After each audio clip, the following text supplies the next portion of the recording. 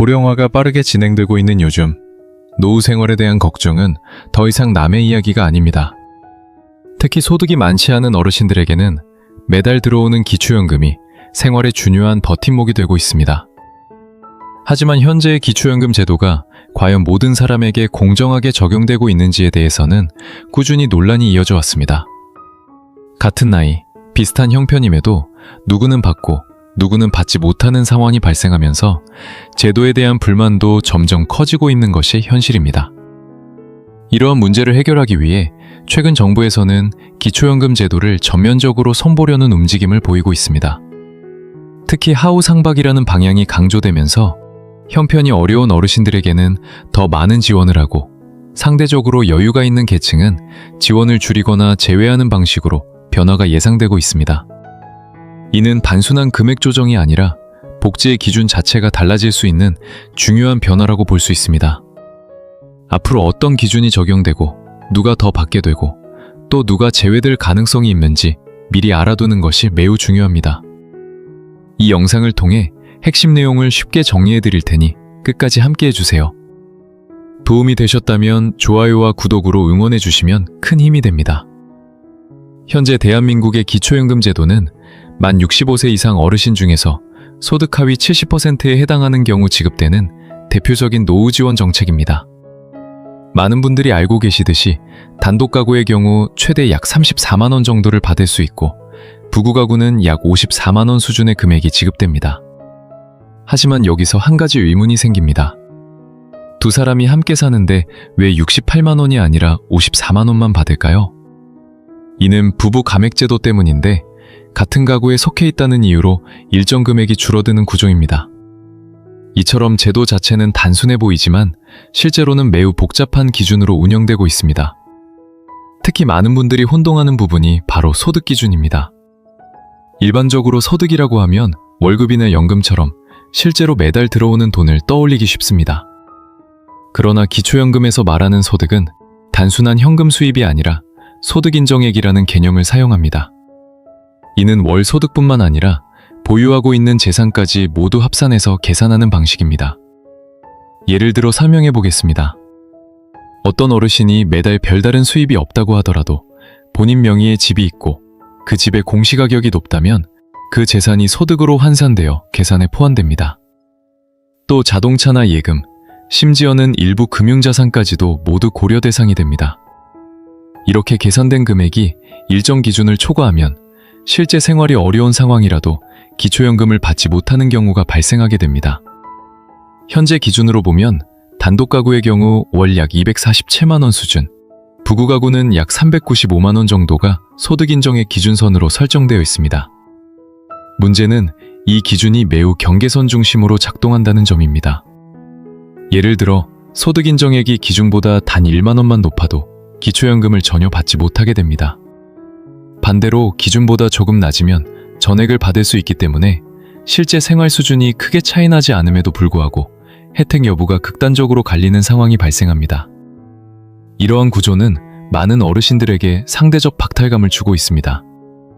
특히 오랜 기간 성실하게 일하면서 국민연금을 납부해온 분들 사이에서 불만이 큽니다. 예를 들어 매달 국민연금으로 40만 원에서 50만 원 정도를 받는 어르신의 경우 이 금액이 소득으로 포함되면서 기초연금 대상에서 제외되는 경우가 있습니다.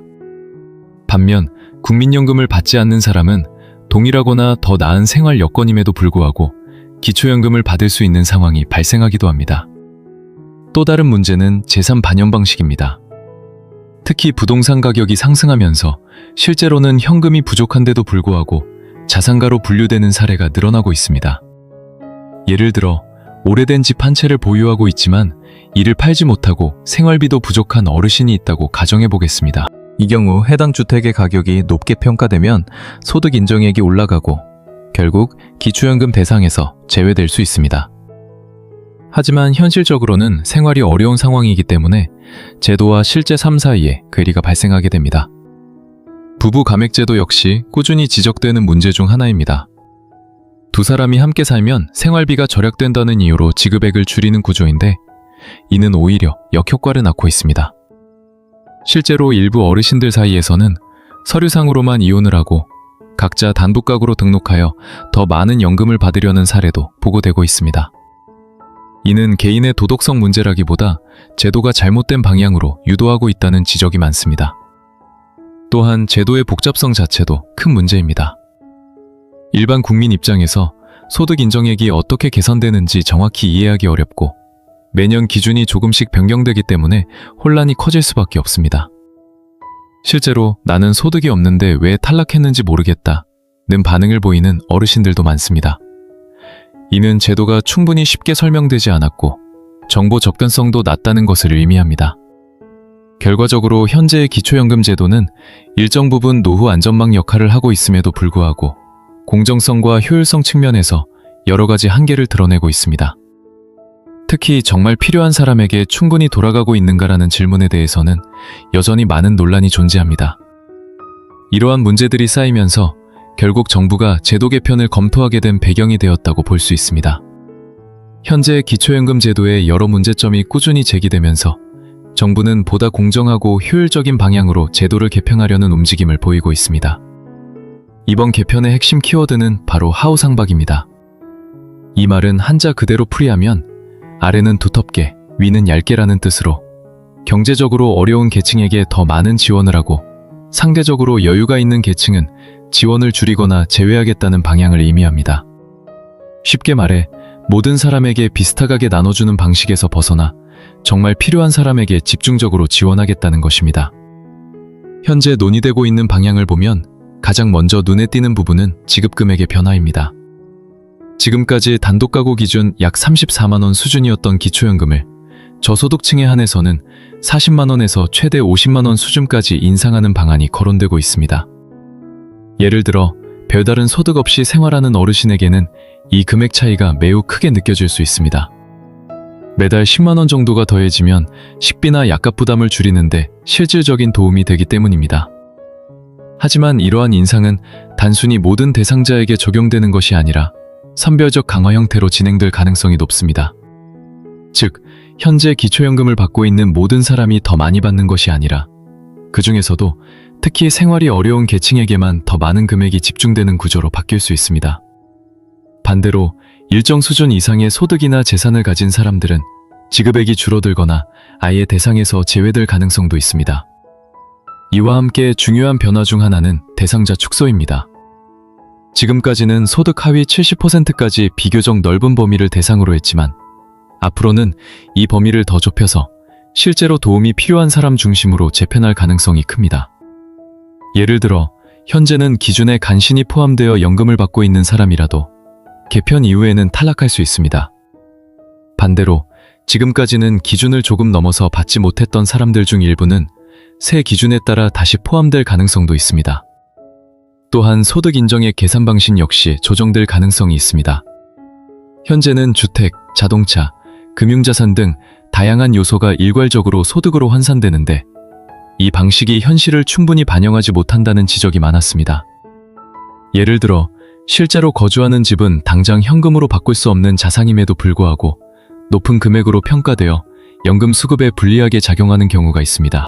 따라서 향후에는 이러한 비유동 자산에 대한 평가 방식을 완화하거나 지역별 상황별로 기준을 달리 적용하는 방식이 검토될 수 있습니다.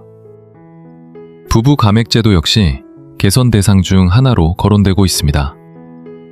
지금처럼 함께 살면 오히려 불이익을 받는 구조는 제도의 취지와 맞지 않는다는 지적이 많기 때문입니다.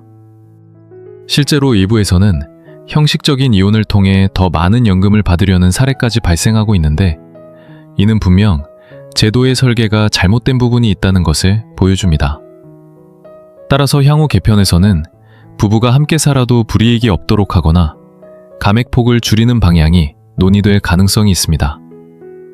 이러한 변화는 단순히 금액 조정에 그치는 것이 아니라 복지의 방향 자체를 바꾸는 중요한 전환점이 될 수 있습니다. 기존에는 가능한 많은 사람에게 일정 수준을 지급하는 것이 목표였다면 앞으로는 정말 필요한 사람에게 충분한 지원을 하는 것으로 중심이 이동하는 것입니다. 이는 재정 효율성을 높이는 동시에 사회적 형평성을 강화하려는 시도라고 볼 수 있습니다. 다만 이러한 개편이 모든 사람에게 긍정적으로만 작용하는 것은 아닙니다. 특히 중간층에 속한 사람들은 오히려 불안감을 느낄 수 있습니다. 지금은 일정 금액이라도 받고 있지만 개편 이후에는 대상에서 제외될 수 있기 때문입니다. 따라서 정부는 제도 변경 과정에서 충분한 설명과 안내를 제공하고 급격한 변화로 인한 혼란을 최소화하는 것이 중요합니다. 현재로서는 구체적인 확정안이 발표된 상태는 아니지만 여러 정황을 보면 관련 내용이 조만간 공개될 가능성이 높습니다.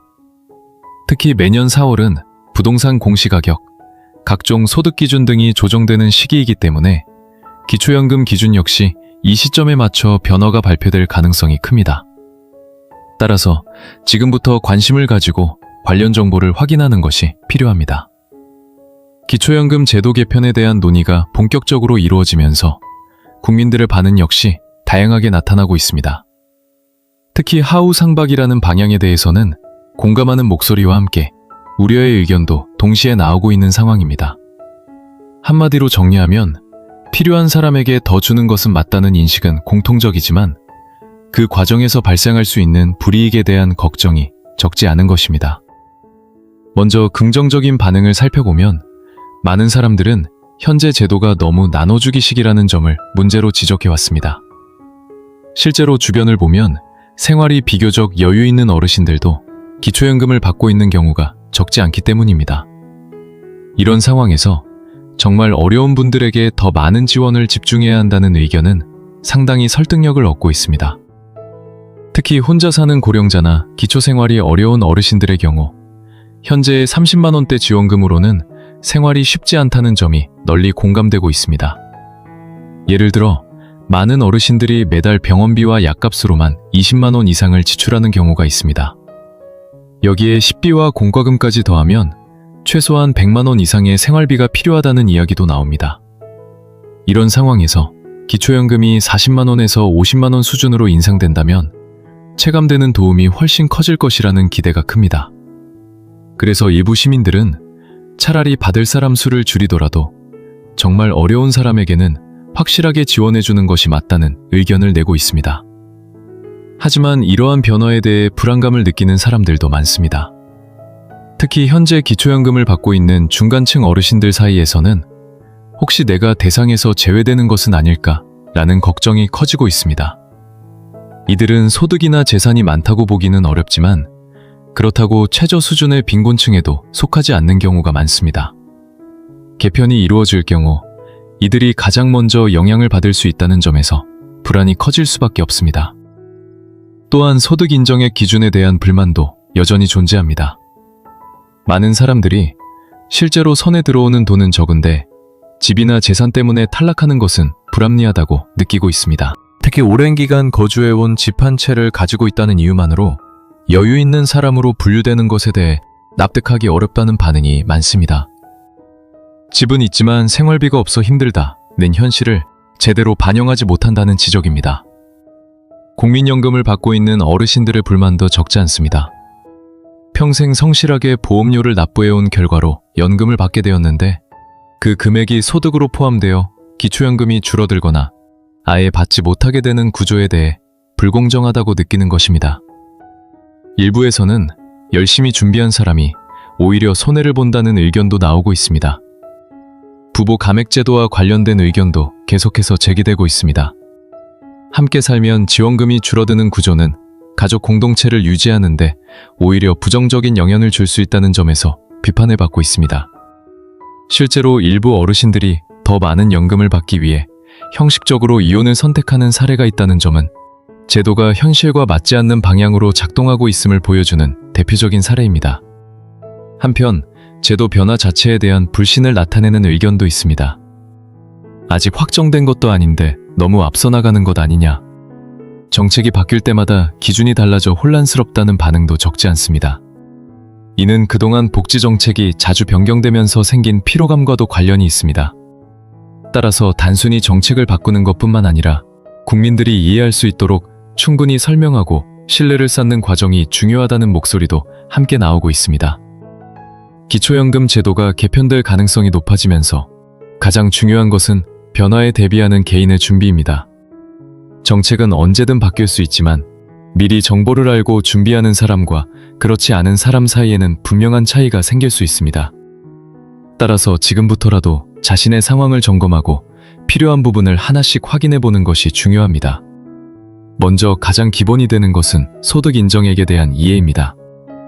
많은 분들이 여전히 월급이나 실제로 받는 돈만을 기준으로 생각하는 경우가 많지만 기초연금에서는 재산까지 포함하여 계산한다는 점을 반드시 알아야 합니다. 예를 들어 별도의 소득이 없더라도 일정 금액 이상의 예금이나 부동산을 보유하고 있다면 소득 인정액이 높게 산정될 수 있습니다. 따라서 본인의 재산이 어떻게 평가되고 있는지, 현재 기준에서 어느 정도 수준에 해당하는지를 미리 확인해 보는 것이 필요합니다. 구체적으로는 본인 명의의 주택, 자동차, 금융자산 등을 점검해 보는 것이 좋습니다. 특히 주택의 경우 공시가격에 따라 평가 금액이 달라지기 때문에 매년 변동되는 기준을 확인하는 것이 중요합니다. 예를 들어 공시가격이 상승하면 실제로 소득이 늘지 않았더라도 소득 인정액이 높아져 기초연금 대상에서 제외될 수 있습니다. 이런 상황을 미리 인지하고 있다면 불필요한 혼란을 줄일 수 있습니다. 두 번째로는 정부의 공식 발표를 꾸준히 확인하는 습관이 필요합니다. 기초연금과 같은 복지정책은 정확한 기준과 적용 시점이 매우 중요하기 때문에 확인되지 않은 정보에 의존하기보다는 보건복지부나 관련 기관의 공지사항을 참고하는 것이 바람직합니다. 특히 4월 전후로 기준 변경이 이루어질 가능성이 높은 만큼 이 시기에는 더욱 관심을 가지고 살펴보는 것이 좋습니다. 세 번째로는 단기적인 판단보다는 장기적인 관점에서 노후 계획을 세우는 것이 중요합니다. 기초연금은 기본적인 생활을 보조하는 역할은 하지만 이것만으로 모든 생활비를 충당하기는 어렵습니다. 실제로 많은 어르신들이 의료비, 주거비, 생활비 등을 감당하는 데 어려움을 겪고 있습니다. 따라서 개인연금, 저축, 기타 소득원 등을 함께 고려하여 보다 안정적인 노후를 준비하는 것이 필요합니다. 또한 일부에서 언급되는 것처럼 제도의 허점을 이용하려는 시도는 신중하게 생각해야 합니다. 예를 들어 형식적인 이혼이나 재산을 의도적으로 숨기는 행동은 단기적으로는 이익이 될 수 있지만 장기적으로는 법적인 문제를 초래할 수 있습니다. 최근에는 정부의 조사 시스템도 점점 정교해지고 있기 때문에 이러한 방식은 오히려 더 큰 불이익으로 이어질 가능성이 있습니다. 따라서 제도의 취지에 맞게 합법적인 범위 내에서 준비하는 것이 가장 안전한 방법입니다. 중요한 또 하나의 포인트는 자신의 위치를 정확히 파악하는 것입니다. 현재 기초연금을 받고 있는 사람이라면 개편 이후에도 계속 받을 수 있을지 점검해보는 것이 필요합니다. 반대로 지금은 받지 못하고 있는 사람이라면 기준 변화에 따라 새롭게 대상이 될 가능성도 있기 때문에 관련 정보를 놓치지 않는 것이 중요합니다. 특히 소득과 재산이 기준선 근처에 있는 경우라면 작은 변화에도 결과가 달라질 수 있기 때문에 더욱 주의 깊게 살펴봐야 합니다. 마지막으로 가족과의 소통도 중요합니다. 기초연금은 개인의 문제이기도 하지만 동시에 가족 전체의 생활과도 연결될 수 있습니다. 예를 들어 부모님의 재산 상황이나 소득 구조를 자녀들이 함께 이해하고 있다면 변화에 더 효과적으로 대응할 수 있습니다. 또한 필요한 경우 전문가의 상담을 통해 보다 정확한 정보를 얻는 것도 좋은 방법입니다. 이번 기초연금 제도 개편 논의는 단순한 복지정책의 변화가 아니라 우리 사회가 어떤 방식으로 노후를 책임지고 지원할 것인가에 대한 중요한 방향성을 보여주고 있습니다. 특히 하호상박이라는 원칙은 제한된 재원을 보다 효과적으로 활용하여 정말 도움이 필요한 어르신들에게 더 두터운 지원을 제공하겠다는 의지를 담고 있습니다.